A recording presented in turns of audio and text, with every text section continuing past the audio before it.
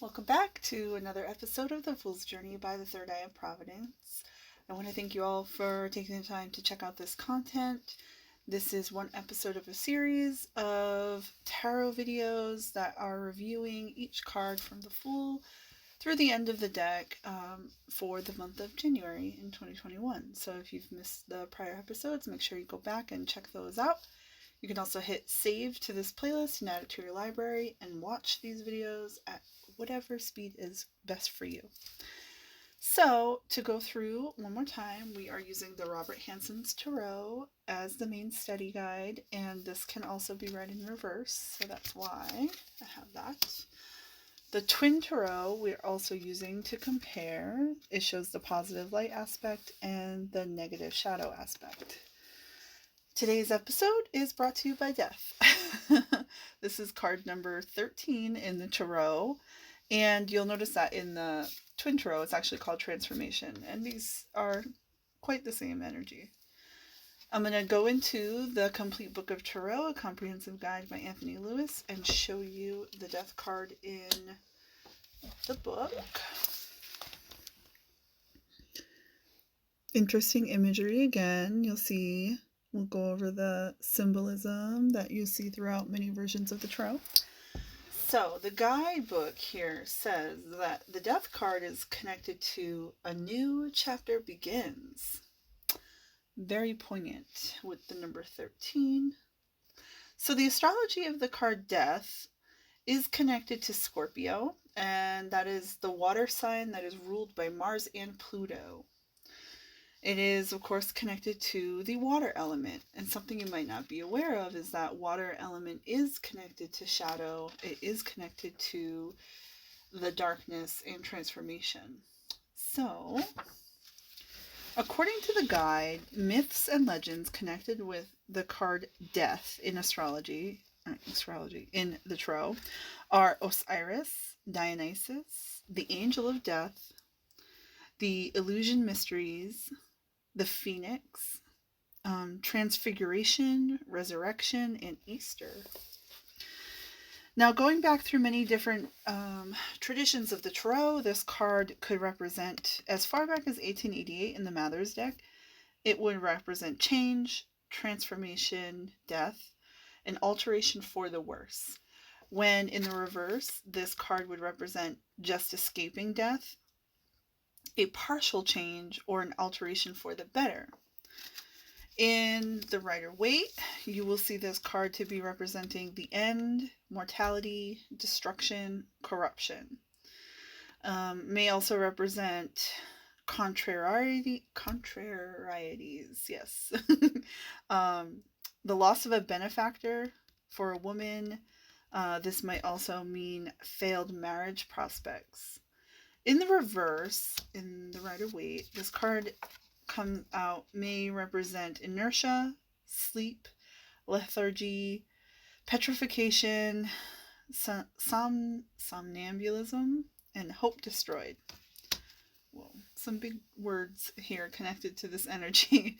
In the Order of the Golden Dawn, when this card appears in a reading, it's going to represent involuntary change as opposed to voluntary change, which is indicated by the moon. It also represents transformation, and sometimes it does mean literal death. Now, in the positive aspects of this card, when we see this, it represents major changes, endings, renewals, necessary changes, transitions, transformations, propagation, sprouting new seeds, new growth, closing of a major chapter in one's life, shutting a door, entering a new stage of being, liberation, release, metamorphosis, transfiguration, moving on, letting go, an inevitable ending, and the natural cycle of life and death. Also can represent the courage to face the unknown. In the shadow aspect of the Death card, it talks about a refusal of letting go, stagnation, decay, procrastination, failing to launch, clinging unproductively to the past, and resisting necessary change, and the fear of the unknown. Pretty straightforward. Now, in Upright, when this card is in a reading, it's going to signal a period of significant change and transformation. The new seed is sprouting in this person's life. So one chapter is ending and another is beginning. And this necessary process should not be denied or avoided. The major theme of this card is out with the old to make way for the new. Have courage to face the unknown because new life awaits you. Keep in mind the biblical admonition, except a grain of wheat falls into the ground and dies, it abides alone, but if it dies, it brings forth much fruit. Now, in the reverse, when this card comes out in the reading, it says you may be avoiding necessary changes and transitions. It says that you might be clinging to the past, and this is not productive in the long run. Aspects of your life that are stagnant or outworn must be discarded so that new growth can take place. It asks, are you creating conditions that are limiting the sprout of new seeds in your life? If so, now is the time to summon the courage to face the unknown. Excellent. Okay, so let's get back into the imagery, okay? Because this transformation in the Twin Tarot is very different from the traditional versions of the Tarot that show death as a Grim Reaper riding on a horse. So in this card, you can see that there's always going to be the skull imagery. Typically, death will be holding this banner, and there will be people, being reaped is what it seems in this energy. So let me show you this so you can see the two and make the connections with the symbolism of the cards. Right, you see the banner, Grim Reaper, he's got the crown, and there's the people here, and more roses. And as we've discussed in previous episodes, that the white rose is symbolism of purity. And if you see in this card, the rider is going into the sunset, so that represents the end of something. You see the skulls. And another thing that I think is kind of striking to me is that you see these people and they've all been, they've met their end, and basically the symbolism of the king with the crown is something that I'm picking up in this card and in this card as well.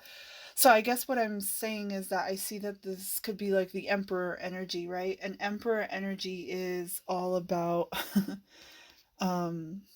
action, protection, security, stability.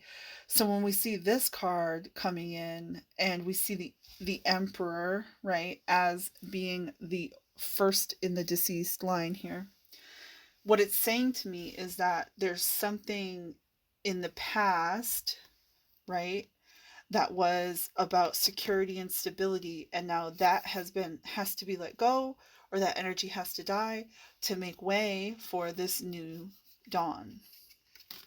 Hopefully that makes sense. Now, some of the symbolism you'll see again in this card that is pretty common in the tarot. We see the skull, right? A snake is also very symbolic. Just the symbolism of a snake always represents rebirth. You can even see it shedding its skin in this image.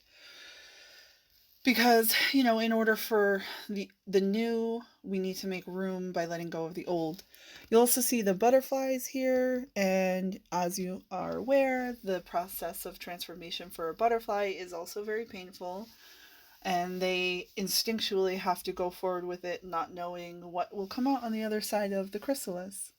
You also see the phoenix symbolism, again, another energy of a painful transformation, having to die and be reborn into something new and unknown, right? Going into the light. Very interesting. And I also want to point out, again, what I said about the water element. Do you see how he's crossing a bridge here? He's going from this land that's like no longer fertile into this like lush forest. So you can pick up on these symbolisms intuitively. Your mind already kind of will be drawn by the perspective of the card that this is an energy of going forward into something. Now in the negative aspect, you'll see same thing, there's less of this lush background and it's more focused on this unfertile foreground area that doesn't have any growth in it. And if you see, the snake has not shed its skin, but it is almost all the way dead. You see the skull here. This person is stuck. They don't want to go across the bridge. They're not going forward. There's no light, there's no butterflies, there's no phoenix. The opportunity is still available, and it is just there on the other side of this transformation, but this person refuses to go. So hopefully that makes sense to you with the Death and Transformation card and the number 13.